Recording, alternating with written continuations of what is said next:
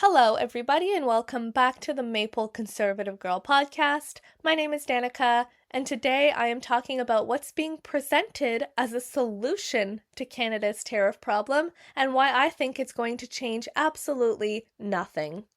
I'm talking about the push to shift Canada's trade focus more towards Europe instead of strengthening our relationship with the United States. Because here's the reality.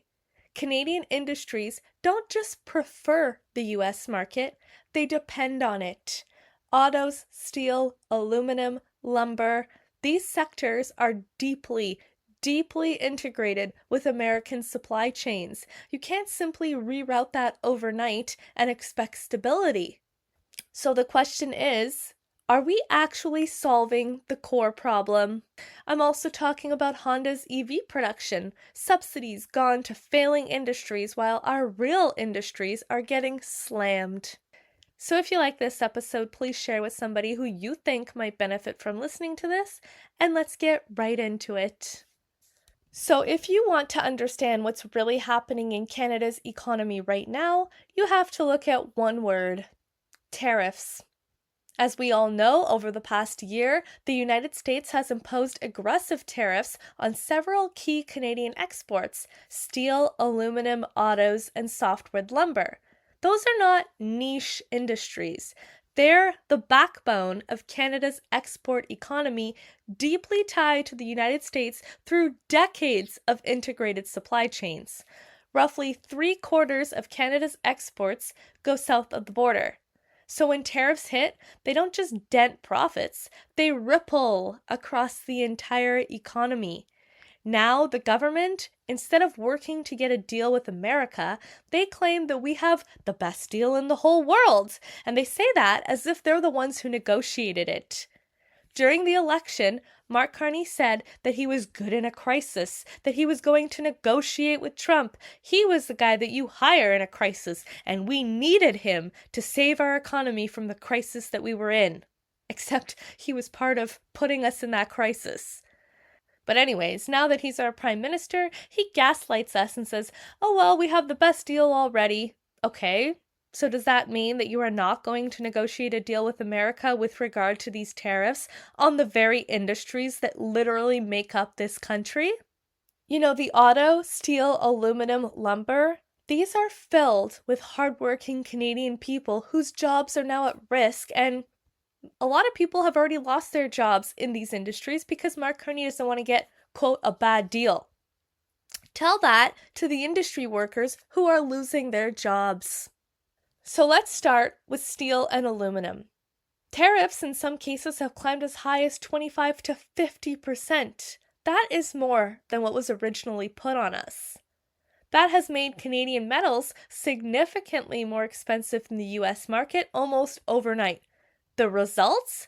A sharp drop in exports. Steel shipments alone have fallen by around 30%. Producers are scaling back operations and layoffs have already begun. Industry estimates suggest about 23,000 steel jobs and nearly 10,000 aluminum jobs are at risk, with early waves of layoffs already hitting workers in manufacturing places. Just look at Algoma Steel, which laid off 1,000 workers in December. Algoma is one of Canada's largest steel producers, and its layoffs show how quickly tariffs translate into job losses. And then there's the auto sector, arguably the most interconnected industry between Canada and the United States. One single car can cross the border multiple times during production. Tariffs disrupt that entire system. Companies aren't just dealing with higher costs, they're dealing with uncertainty. And uncertainty is poison for investments. Nobody wants to invest in a place that's uncertain. Plants slow down, hiring freezes, expansion plans get shelved. Look at Stellantis. 4,500 layoffs, 3,000 jobs lost tied to moving production of the Jeep to the US. Elbows up, everybody. General Motors in Oshawa is another one. 500 direct layoffs, 250 jobs moved to the United States. These are not just numbers, by the way. They're not just statistics. They're families. They're food on the table. They're real human experiences. Lumber is another one. Canada sends about 90% of its softwood lumber exports to the United States. So, because of the tariffs, sometimes reaching about 45%, the impact is immediate. Mills face shrinking margins, communities tied to forestry feel the squeeze, especially in BC, and governments are forced to step in with financial support just to stabilize the industry. Now, are companies shutting down? Yes, particularly smaller companies. Larger companies are holding on, but even they are cutting production, reducing shifts, and delaying investments. This is going to lead to industrial collapse all across these sectors and basically a collapse of our economy. And the human impact is real.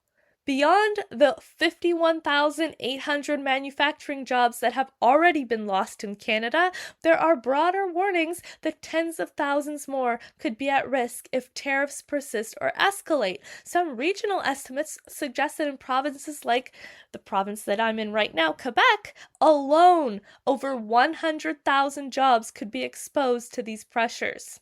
And what are business leaders saying? Across these sectors, CEOs are remarkably aligned. Tariffs are hurting everybody. They raise costs, they disrupt supply chains, and ultimately make North American industries less competitive globally. Another recurring theme is uncertainty. Companies don't know if tariffs will rise, will fall, or expand to new sectors, and when businesses can't plan, they don't invest. Listen to our super incompetent industry minister, Melanie Joly, introducing what the government seems to think is support for these industries as they weather this storm. That mean Donald Trump. Listen to this. Around the world, governments are moving fast to protect their workers, protect their strategic industries, and at the same time, safeguard their supply chains.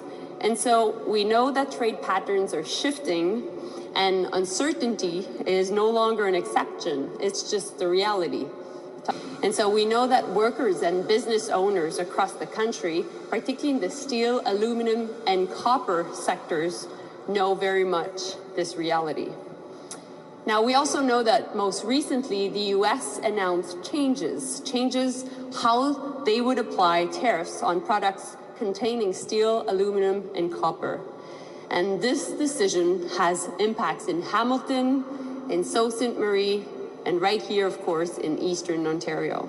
Here's how we will be organizing our support. So the BDC will be offering favorable terms for 3-year loans. The loans will be between $2 million up to $50 million. The first year will be 0 interest rate, and afterwards, year second and third will be very low rates.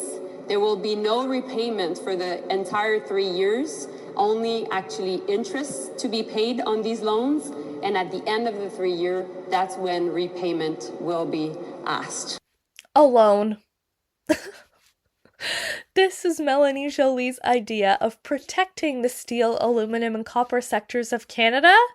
What?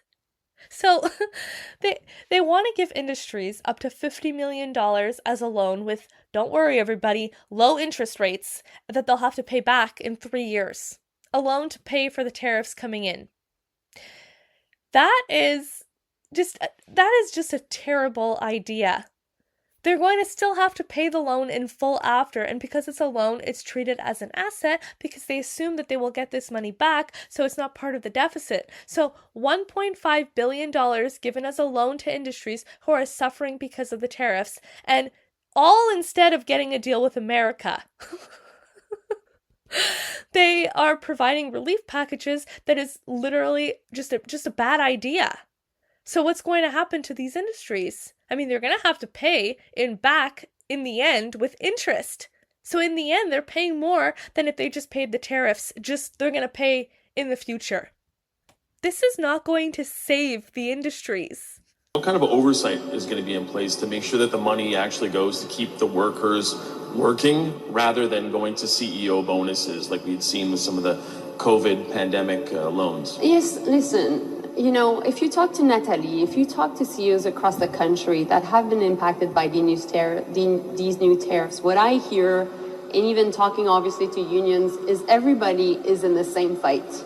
We're in a trade war, we're on the front lines, and the goal is to protect workers and actually keep companies afloat.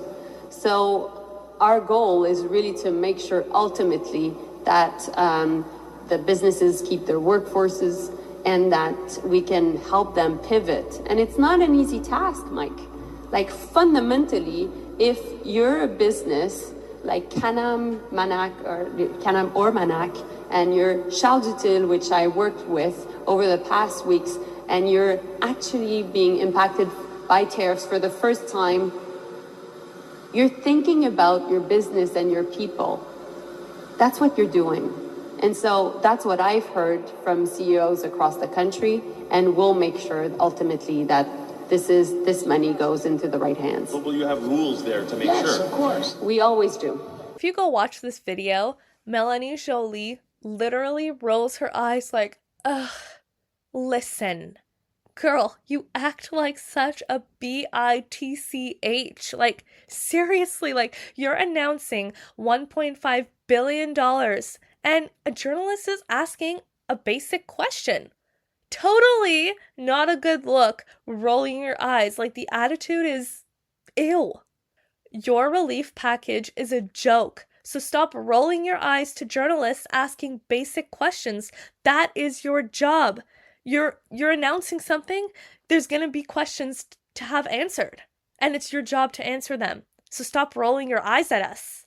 And they never take responsibility. If your goal was to protect workers and keep companies afloat, your boss would be in America right now getting a deal with America. But instead, where is he? He's over in Europe trying to, quote, diversify.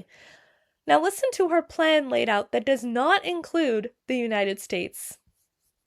Short term, our goal is to provide liquidities to companies in order for them to keep their workers. Medium term, what we're trying to do is really to help businesses adapt, pivot, try to get into new markets. And long term, what we're doing is we're building Canada strong. So we're really working on having a domestic demand that will be very helpful for these different businesses in these sectors. And at the same time, we're developing new markets. That's exactly why the Prime Minister is in Armenia today, making sure that we can also help businesses export to new markets. These people are delusional. These industries cannot survive without the United States. Just listen to this. Very quickly say that if we're looking at diversifying into other markets, how can that, do you feel optimistic that there is an opportunity to also do that at this time? Not a chance. To diversify into other, to sell to other markets? Yeah, non-US. And To sell for us outside of the U.S., to sell the tool To China, impossible. To sell a tool to India, impossible. To sell a tool to Europe, highly unlikely. Our world is U.S. integrated. This is what Kuzma's done. This is what we've built our business on. Exactly. Melanie Joly, I'm sorry, but she is a terrible minister. Her attitude is atrocious. She's not somebody that I would want to be friends with. Like, she looks like a mean girl, which is why she's perfect for Carney's cabinet. They are basically admitting that getting a deal with America is not in their plans, which, I mean, we all knew this. We all knew, and I've been saying it since the beginning of my podcast, that Mark Carney does not want a deal with America. He doesn't want that. Their plan is becoming clearer and clearer, is to diversify to other markets, yet the industry leaders and CEOs themselves are saying that it's not possible to replace America through diversification. And I'm sorry, but if you think that pushing America away to diversify to Asia and Europe and India, I'm sorry, but if you think that that's better than getting a deal with America, you are not educated on what's happening and what's going on. You clearly do not work in the industry sector. And this relief package is a joke because companies will shut down. They are saying that they need a deal with America now. They are saying that they're the sacrificial lambs on the front lines of this tariff situation with America, and that they need a deal with America. Whether we like it or not, it doesn't matter what you want. In the end, you have to get a deal with America. We have to work with them. And the response from the government? Here's a loan that you'll have to pay back with interest in 3 years. That is not helping anybody. What's going to happen is that companies will shut down because who knows what will happen in 3 years. It's risky. And now Trump has offered for steel and aluminum industries in Canada tariff relief if these companies shift production into the United States. Canadian firms would avoid tariffs only if they manufacture in the US, which puts pressure. And I mean, after this nonsensical tariff relief package that will do nothing but harm the industries even more, what do you think these industries will do? Exactly what Trump wants them to do. Move production down to the States, and the backbone of our economy will collapse. Elbows up! It's so stupid. I do think that it is fitting that Canada is the first non-European country to join this forum, as we are the most European of non-European countries. We share a triple alignment of history, of values, and trust. Our histories are deeply intertwined. Refer back to the water analogy that we just witnessed with the opening ceremony, but it's personified by tens of millions of Canadians of European descent. And I do think... I'm sorry, but what is this guy even saying? I get that he identifies as a European. He has said that before. But we are not anything like Europeans. What is this nonsense? First of all, what a disgusting thing to say with regard to Canadians. We're not Europeans, we're Canadians. And it's funny how they're all, like all the elbows up people, they really didn't like that, Trump called us the 51st state, but no problem joining the EU, right? No problem being called European or the most European of non-European countries. Like, what? And his entire campaign during the election was all about elbows up and sovereignty and making Canada strong. Now he's basically slapping all Canadians in the face by saying that we're like Europeans. No, we're not. When I think of Europeans, I think of women not wearing a bra in public. I think of the little picturesque towns and people eating at 10 p.m. I think of fika, which is like, I think it's called that. It's like a lunch break in Sweden where people literally have like 3 hours to just eat and chill in the middle of the day. I think of people drinking wine all day and eating croissants and being very, proper, and we're not like that. It's so ridiculous. Like if we are anything like any other country, we're more like Americans than we are like Europeans. It's so ridiculous. I know that Mark Carney identifies as a European, but Canadians don't. What a ridiculous statement. Have you ever been to Europe? Seriously, how many Canadians can say that they've gone to Europe?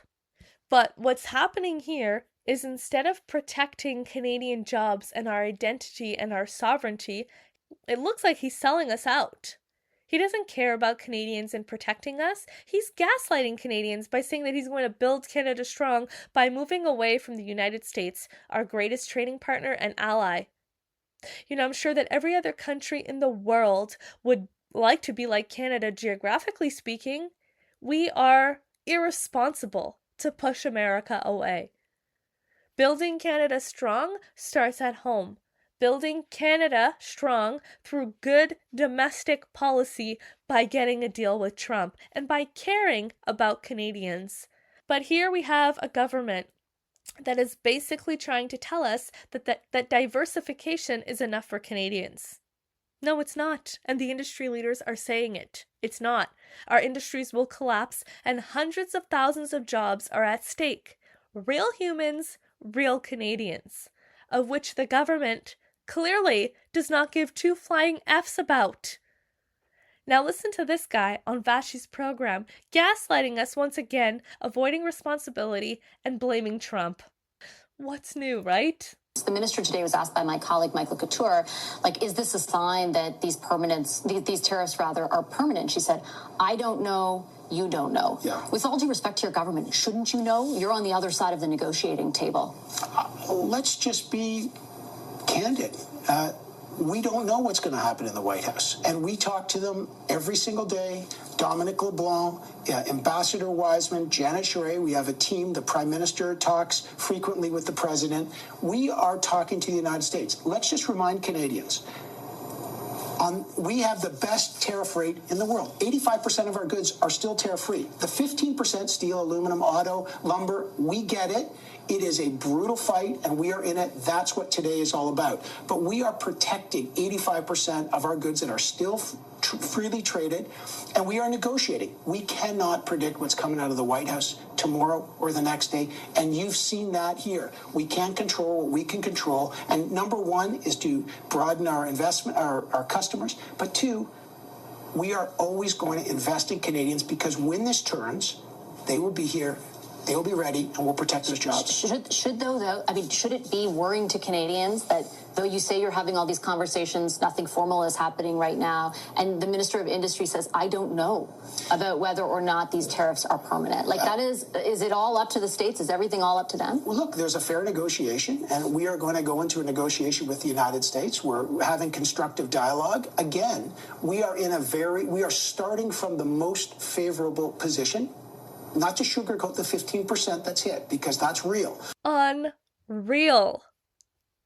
Well, we're talking and we're having lunch and we're negotiating. Well, obviously you're not very good at your job. How many talks, how many lunches are you going to have before a deal is signed? Carney can't do it, so he sends Dominic LeBlanc and this Janice Charest girl, just proving that you are all a bunch of incompetent ministers. They don't want a deal. The Americans have said that Carney is not seriously negotiating, and we know nothing, probably because they have nothing. And at this point, it's not Donald Trump's fault. They're literally trying to diversify, which will do nothing, and handing out money in the forms of loans instead of getting a deal with Trump. This is their master plan. What a joke! Their master plan should be getting a deal with Trump. Instead, Carney says that he can get a deal in 10 days, but not a bad deal. Yeah, right. The truth is, he's not good at his job. And because of his incompetence, our economy is going to suffer and already is suffering because of them, and hundreds of thousands of people will lose their jobs. Elbows up, everybody. Lisa, last word to you. Is joining the EU going to save us? No, I don't think it's good politics either. There's two types of Canadians right now, Vashi. It's the Canadians who are very secure. They own a house. They've got a pension. They're doing well. And they can indulge themselves in these kinds of political, fancy kind of thoughts of being part of Europe or doing something different and having a middle power and what it means to the great world. And then there's the other kind of Canadians. It's the Canadians that Minister Solomon was just talking about, the ones that are going to be helped in terms of steel and aluminum tariffs. It's the Canadians who are being laid off right now because companies are closing. It's Canadians who are really worried about the fact that it's $1.78 right now at the gas tank. I don't think talking about Europe and joining Europe is necessarily good politics. There's a lot of fires going on here at home in Canada, and a lot of people are going to be judging him based upon what he's saying in other countries and saying, I don't think he gets it. Like, is he out of touch? That's a very dangerous place for Mark Carney to be, given his incredible resume and the fact that he has survived in these very different places for so long that haven't necessarily been in the more middle class of Canada, which is truly suffering in the moment. The disconnect is getting harder to ignore. The reality is that he is a globalist elite, not a true Canadian. At a time when Canadians are dealing with rising costs, economic uncertainty, and pressure on key industries, it feels like the focus is somewhere else entirely.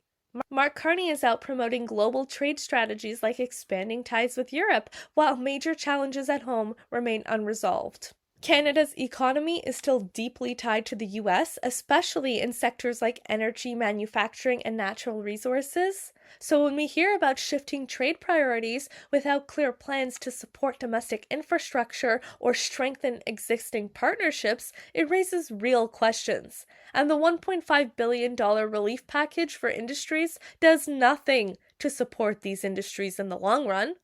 But they never want to solve the core problem of anything.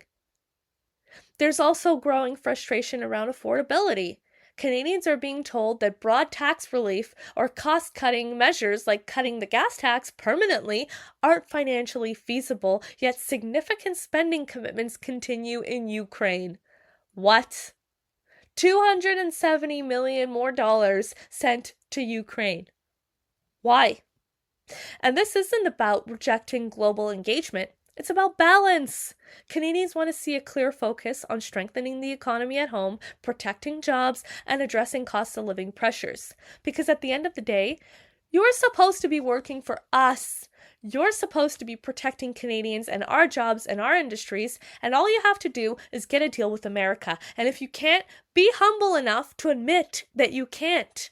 Instead, it looks like you're selling us out to China and trying to make us European. Why so significant for Canada for you to be here and, as you say, deepen these relationships? Because it does, if you turn back time maybe 12 months, it might look a little unusual. It's getting more normal. But why in your mind, in 2026 is this so important? Well, a couple of things, Graham. A lot's happened in the last 12 months, and some of it we saw coming, but more of it has occurred. And the importance of alliances with reliable partners, deepening those alliances has become ever more so.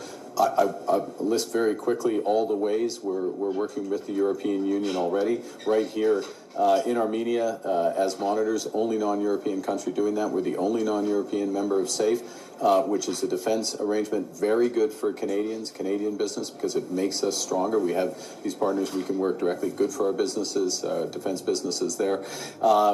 You asked about Ukraine. We're a coalition of the willing. It's not exclusively European. Australia and New Zealand in that as well, but it's effectively a European plus Canada, those other two countries coalition. So close work there. Straits of Hormuz, working very closely there. G7 French presidency. I mean, there is a series of linkages here from security through to economics that are being reinforced. We're working in real time. Look, I'm out of Canada for, 36 hours, including a chunk of the weekend. By the way, thank you for coming along and blowing your weekend as well. It's an incredibly, this is important, but it's also an incredibly efficient way to spend the time. Thank you. Did Canadians vote for this? And has he seen Europe? His plan is to integrate more deeply with some of the slowest growing economies on planet Earth. It's so ridiculous. We should be building Canada strong at home. He should not be out gallivanting around the world, burning jet fuel, spending $500,000 a year on plane food. What the heck is he eating? He's probably drinking California wine while telling us that we can't or that we shouldn't because buy Canadian. Okay, so let's talk about what's happening with Honda. So listen to Trudeau, what he had to say about EVs 2 years ago. There is a debate ongoing in politics right now, and the Conservative Party of Canada would have us not make this investment today. They stood against our Volkswagen investment in St. Thomas, Ontario. They decried the investment that we made with Stellantis in Windsor, and they continue to be against government stepping up to invest in good jobs of the future. It's a legitimate debate, but I think they're wrong. As the world is turning towards new ways of manufacturing cleaner products, cleaner vehicles, changing the way we build things, changing what we build, countries around the world are competing for investments. And we know that an investment today in Honda, as they build new facilities, new plants that are going to employ 1,000 new workers, That's not just creating jobs, great jobs, for 1,000 new people around here.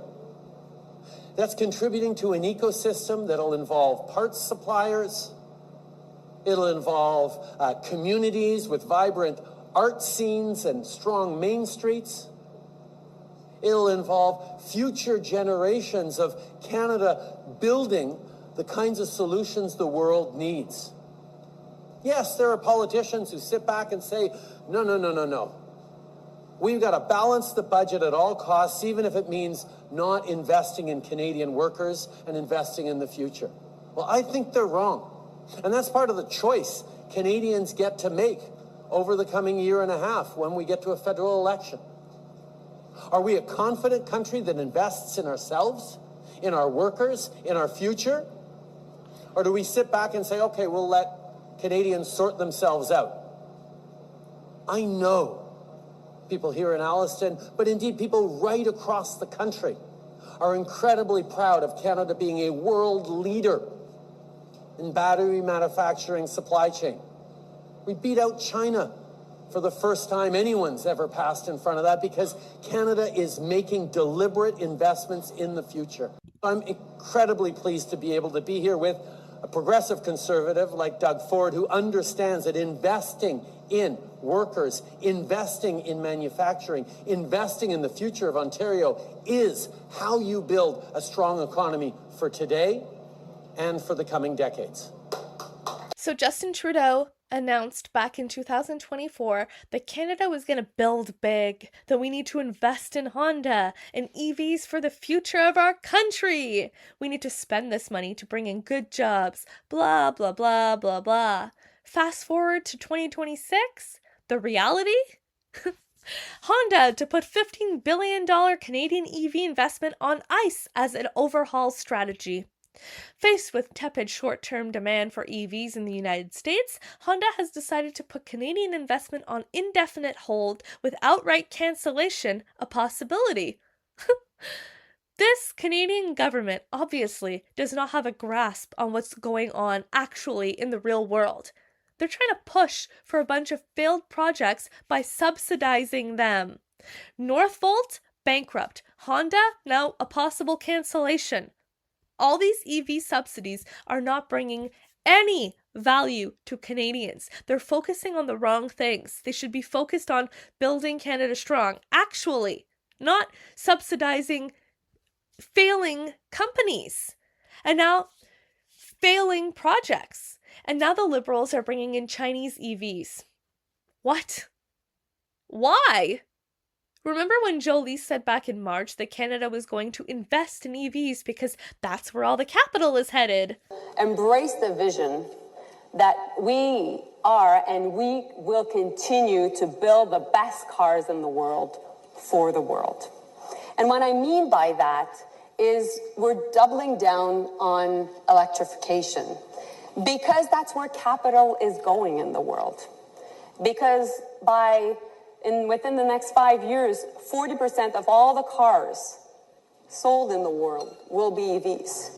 Well, that didn't age very well, did it? I guess the Conservatives were right this whole time.